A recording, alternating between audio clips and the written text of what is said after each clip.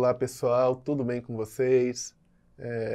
Professor Bruno, da disciplina de Física. Estou aqui novamente para trazer uma aula para vocês. E aí nós vamos dar continuidade ao assunto termodinâmica e revolução industrial. Só que na aula de hoje eu vou focar mais novamente nas máquinas térmicas, mas dando uma maior ênfase na questão dos processos de energia, de transformação de energia, mais focado em como que essas máquinas funcionam, tá ok? Então, pessoal, vamos dar início então. Eu quero que vocês confiram agora aqui comigo na imagem, ok? Vocês podem perceber aí, eu vou começar falando então da experiência de Joule, né? E qual a importância dessa experiência? Vocês podem perceber aí na imagem um recipiente com água, tá ok? E nesse recipiente você vai ter aí uma engrenagem aí composta com algumas pás que estão dentro do recipiente e na água. Tem algumas roldanas para ligar com esse bloco na esquerda de vocês aí. E aí o que acontece? Esse bloco, ele naturalmente vai descer sob a ação da gravidade. Porque quando esse bloco está descendo, é porque tem uma energia associada a essa queda dele, que é uma energia chamada potencial gravitacional, que geralmente é estudada lá na primeira série, no ensino médio. E aí, à medida que esse bloco desce, por conta de toda essa engrenagem, aí o que é que vai acontecer? As pás que estão dentro do recipiente na água, elas vão começar a girar. E aí essas pás, elas vão causar uma variação na temperatura da água. E aí essa experiência de Joule, ela foi importante por quê? Porque foi a partir dessa experiência que ele descobriu que o calor, na verdade, é uma forma de energia. Porque até antes predominava-se algumas teorias, como eu posso destacar a teoria do calórico, que era a ideia de que o calor era uma substância, um fluido invisível e inodoro, que estava presente nas substâncias. Que estava presente nos materiais. E era por conta dessa substância que acontecia a variação da temperatura nos corpos. Então, foi a partir dessa experiência que o Joule, né, ele percebeu que o calor nada mais é do que uma forma de energia. E também, a partir dessa experiência, ele estabeleceu a relação entre a unidade de medida Joule, que é em sua homenagem, e o caloria, que é outra unidade de medida que é muito usada. E aí ele estabeleceu a relação entre essas duas, certo? Onde um caloria equivale a aproximadamente 4,18 joules, tá ok? E aí, pessoal, dando sequência, tá? Confere aí na imagem, nós temos o princípio de conservação da energia. O que diz o princípio de conservação da energia? Que também geralmente é estudado na primeira série do ensino médio. Que a energia como um todo, ela não pode ser criada e nem destruída. Ela pode ser apenas transformada. E aí eu destaco para vocês aí, dou muita ênfase na questão da palavra transformada. E aí, pessoal, eu queria que vocês prestassem atenção em mim agora. O que acontece? Como energia, toda energia que existe no universo, ela sempre existiu desde o seu começo até hoje, porque ela não pode ser criada, e ela também não pode ser destruída, né? Ela permanece sempre a mesma. Só tem uma coisa que você pode fazer com a energia, que é transformar ela de um tipo para outro. E, de modo geral, é assim que as máquinas térmicas atuam, transformando um tipo de energia em outro, para cumprir uma determinada finalidade. E aí nós temos o surgimento de um ramo da física muito importante chamado termodinâmica. E a termodinâmica nada mais é do que essa área da física que estuda essas relações de energia entre calor, que é a energia que é transferida entre os corpos, a energia interna que é armazenada nos corpos e o trabalho. Novamente, quando eu falo trabalho, porque eu já mencionei na aula anterior, eu estou me referindo a um tipo de energia que cumpre uma determinada finalidade, tá ok?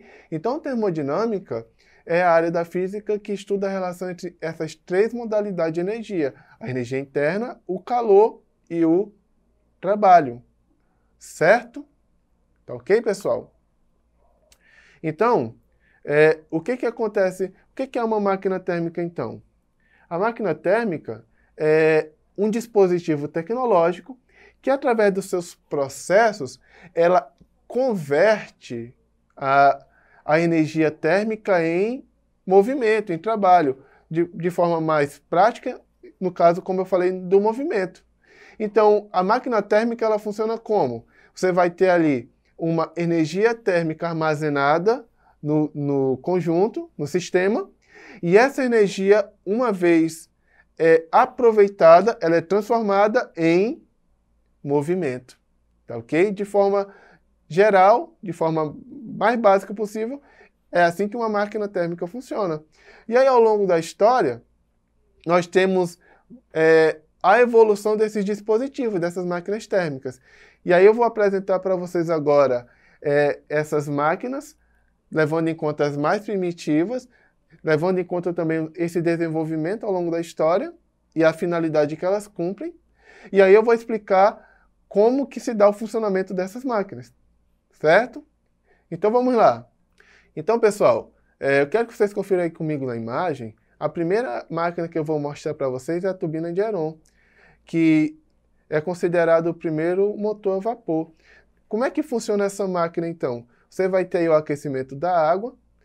Aí vocês podem perceber na ilustração, essa água ela vai alcançar o terceiro estado da matéria, virar vapor, e esse vapor vai sair pelas extremidades. E quando esse vapor estiver saindo, você vai ter aí um movimento circular associado à saída desse vapor. Então perceba aí que aquele princípio que eu falei para vocês lá no começo, princípio de conservação da energia, ele não é violado, na verdade ele é respeitado nesse procedimento aí. Porque a energia que está associada aí ao vapor, ela é convertida em movimento, tá ok? Então nós temos aí energia térmica se transformando em movimento, certo?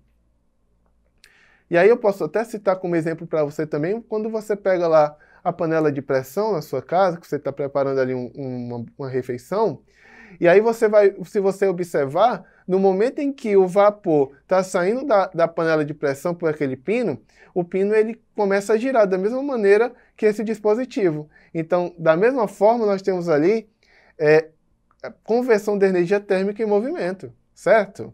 Então, o outro exemplo que eu quero mostrar para vocês é um dispositivo chamado Amigo do Mineiro.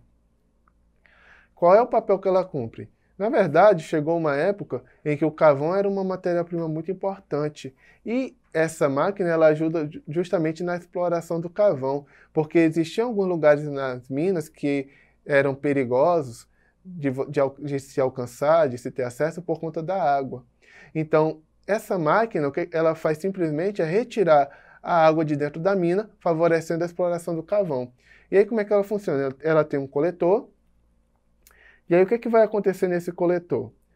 Primeiro, você vai ter o seguinte, fecha-se aí a válvula D e a válvula C. A válvula A e a válvula B que estão aí na imagem, elas ficam abertas. E aí na esquerda do coletor nós temos aí a água sendo aquecida. Essa água vai ser aquecida e aí ela vai se tornar vapor e ela vai passar pela válvula A para o coletor em uma alta pressão. Uma vez que esse vapor está em uma elevada pressão, o que ele vai fazer? Ele vai fazer com que essa água que está no coletor, ela seja expelida para fora. Depois que toda essa água é expelida, o que acontece? Fecha-se então a válvula A, a válvula B e abre-se a válvula D e a válvula C. Por que acontece isso? Agora que nós temos aí no coletor esse vapor em alta pressão, é colocado nesse coletor água fria, a partir da válvula C. Essa água fria ela vai fazer com que esse vapor condense, se torne líquido de novo, E quando esse vapor se tornar líquido, vai haver um vácuo naquela região. E esse vácuo vai puxar a água que está na mina e vai passar pela válvula D e vai encher o coletor novamente. Depois que isso acontece, fecha-se então a válvula D e a válvula C e repete o processo. E aí, a partir de todo esse sistema, o que acontece? A água da mina vai sendo retirada. Então, o que acontece? Com o tempo, percebeu-se que essas máquinas elas não tinham tanto rendimento, tanta eficiência. E aí, observa aí na próxima imagem, Thomas Newcomen, ele pegou e aperfeiçoou esse modelo de máquina térmica e fez uma máquina mais sofisticada para cumprir o mesmo papel, tirar essa água das minas. E aí, nesse arranjo aqui da máquina de Newcomen, você vai perceber o seguinte, você vai ter aí um cilindro com um pistão. O pistão nada mais é do que aquele elemento que está subindo e descendo na imagem, vocês podem perceber aí. E na extremidade esquerda, nós temos um contrapeso que fica ligado à bomba. E é essa bomba que vai retirar a água da mina. Mas aí o que acontece? Na extremidade direita, certo? Lá no cilindro, o que acontece? A água ela é aquecida e o vapor sobe empurrando o pistão. E esse pistão, ele subindo, você vai perceber que tanto o cilindro quanto o contrapeso, eles estão presos numa haste horizontal que está se movimentando aí na imagem. Então, quando esse pistão sobe, movido pelo vapor, o contrapeso desce. E aí depois, esse vapor é resfriado na sua extremidade direita e o pistão desce. E quando o pistão desce, o contrapeso sobe. Então, observa que esse movimento de sobe e desce é que vai provocar essa retirada da água na mina. E aí, novamente, nós temos aqui que o princípio de conservação da energia é respeitado, porque parte dessa energia associada nesse processo é transformada em movimento visível na haste que sobe e desce. Porém, perceba aí na imagem, tá? A próxima imagem é a máquina a vapor de James Watt. O que acontece? Todos esses arranjos que eu falei até agora para vocês, percebeu-se que eles não tinham tanta eficiência porque o rendimento deles era prejudicado por conta da redução da temperatura do vapor. Então, o que o James Watt percebeu? Que se ele fizesse um condensador, ou seja, acoplasse nessa máquina um lugar para que esse vapor saísse, ele iria ganhar em rendimento. Então, ele construiu uma máquina a vapor com um rendimento superior em relação à máquina que eu mostrei anteriormente para vocês. E também outro acréscimo, diferente da máquina anterior, é que nós temos aí o acréscimo de uma roda motor, que cumpre o mesmo papel que aquela haste horizontal que subia e descia, só que agora gerando um movimento circular. E aí, essas máquinas, a partir da máquina a vapor de James Watt, nós tivemos aí o surgimento de outras máquinas que cumpriam um papel diferente, né? No caso dos meios de transporte, como as locomotivas a vapor, os barcos a vapor e outras máquinas em geral, tá ok? Nós vamos agora, pessoal, para o nosso exercitando, tá ok? Gosto que vocês prestassem atenção, então, nessa questão, e nós vamos responder juntos. Então, acompanha aí. Vamos ler juntos. A máquina de Heron é um dispositivo antigo que realiza um movimento circular a partir do aquecimento de qual matéria-prima? Então, a máquina de Heron, a turbina de Heron, ela funciona a partir do aquecimento de qual matéria-prima? Letra A, carvão. Letra B, carbono. Letra C, água. Letra D, madeira. Ou letra E, alumínio. Então, nesse caso, foi mostrado para vocês que a partir do aquecimento da água, que ela vira vapor, e quando o vapor vai saindo, você vai ter lá um movimento circular na máquina de Heron, tá ok? Então, quem respondeu a alternativa C, água, está correto. Tá ok? Então, pessoal, eu queria que vocês prestassem atenção em mim agora. Vamos chegando, então, no fim da nossa aula, tá ok? E aí eu vou pedir para vocês, como sugestão de pesquisa, que vocês pesquisem mais a fundo a respeito das teorias sobre o calor. Como eu falei para vocês no começo da aula, hoje a gente sabe que calor é energia, mas nem sempre foi assim. Então eu sugiro que vocês façam uma pesquisa como se deu a construção da teoria sobre em torno do calor ao longo da história. E a outra sugestão de pesquisa é que vocês pesquisem sobre outras máquinas que foram inventadas nesse período aí da Revolução Industrial.